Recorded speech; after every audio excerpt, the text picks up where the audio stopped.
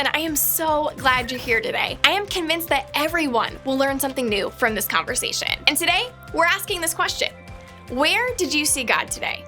It's a way to help us pause to look for the goodness of God in the people, the places, the situations, and more that are part of our everyday lives. And today, we're going to talk about how we can become the kind of people who show that same goodness of God to the world around us. We're going to mix things up a little bit.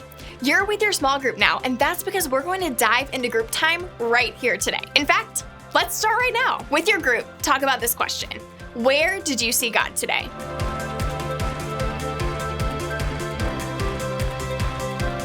When I think about where I see God today, I think about students just like you. When I see you have fun together and grow in your faith and discover more about God, that's where I see God's goodness at work every single week. One of the ways we've said we can see God in ourselves and others is to look for the fruit of the Spirit in their lives. And just like the fruit from a tree tells us about the tree it comes from, you can learn a lot about a person by the qualities they have. And when we're walking step by step with God, our qualities reflect God. See, when we believe in God, God's Spirit comes to live inside of us. And as we grow in our faith, God's Spirit grows qualities in our lives that make us more like God. Those qualities put together are commonly known as the fruit of the Spirit. And we find the list of qualities that make up the fruit of the Spirit in a letter in the Bible called Galatians. And the fruit of the Spirit is made up of these qualities: love, joy, peace, patience, kindness, goodness, faithfulness, gentleness, and self-control.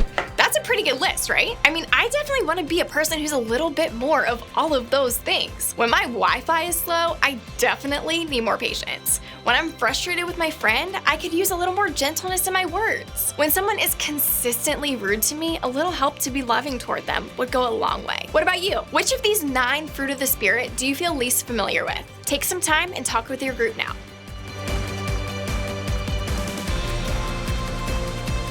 Now, if I had to guess, I would say that some of your answers were really similar, and some of them were really different. And of course, there's nothing wrong with having different ideas. In fact, that's one thing I really love about small groups. It's a place for different people with different backgrounds to share their different ideas and experiences with each other. If you were all talking about the same thing with the same thoughts and the same opinions, it would be a pretty boring conversation each week, right? But while some differences are awesome, they can sometimes make things a little more difficult. I mean, have you ever tried to have a conversation about something with a person who doesn't know what you're talking about? Like, if you were to talk about football with someone from Europe only to discover that their football actually means soccer? Or when you tell someone you love them and you mean as a friend, but they think you mean you love them? Or when you post a comment on someone's TikTok trying to be kind, but that person reads it the wrong way, thinking you were rude. My point is this: seeing the fruit of the Spirit starts with knowing what to look for. So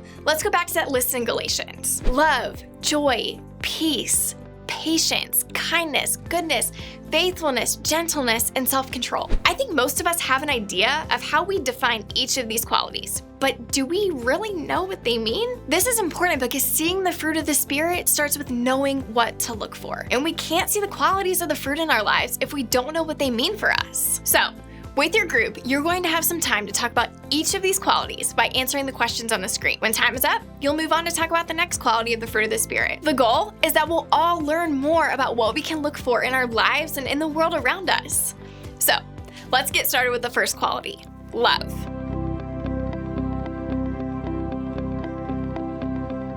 The second quality of the fruit of the Spirit is joy. Go ahead and talk with your group about joy.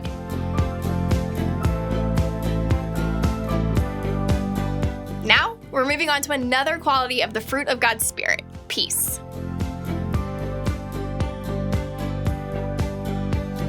Next up, patience.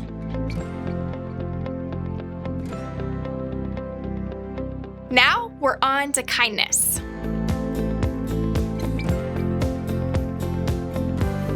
Time to move on to the next one: goodness.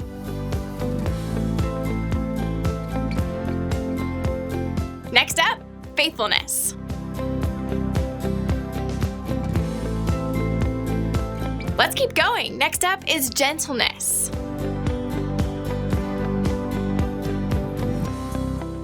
Last one. Let's finish by talking about self-control.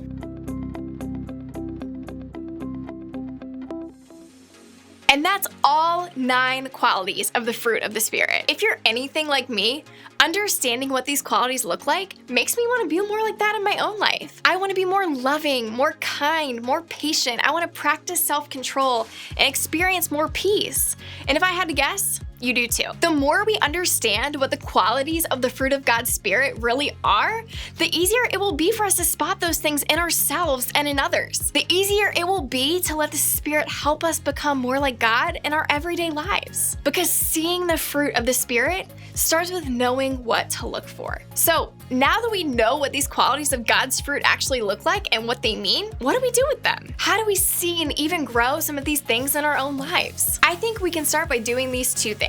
1, look for the fruit. Look for where you see these qualities of the fruit in real life. Don't think just about how you define the qualities, but instead think about the real meanings of these words that we just learned to help you find them. And 2, take 1 step to connect with God. Remember, developing the qualities of God's fruit in your life isn't something you can do on your own. They only show up in our lives when we're connected to God. So our first move always needs to be to take a step closer to God. When we spend time with God, these qualities will start showing up in our lives more easily. My hope is that our time together today not only helped you understand more of what the fruit of God's Spirit looks like in your life, but that it also encouraged you to see how God can grow more of those things in your life. Your group and your group leader want to keep encouraging you to grow these qualities in your life. So point it out when you see someone in your group showing one of the qualities we talked about today. I want to encourage you to keep this conversation going and keep learning more about each of these qualities, because seeing the fruit of the Spirit starts with knowing what to look for.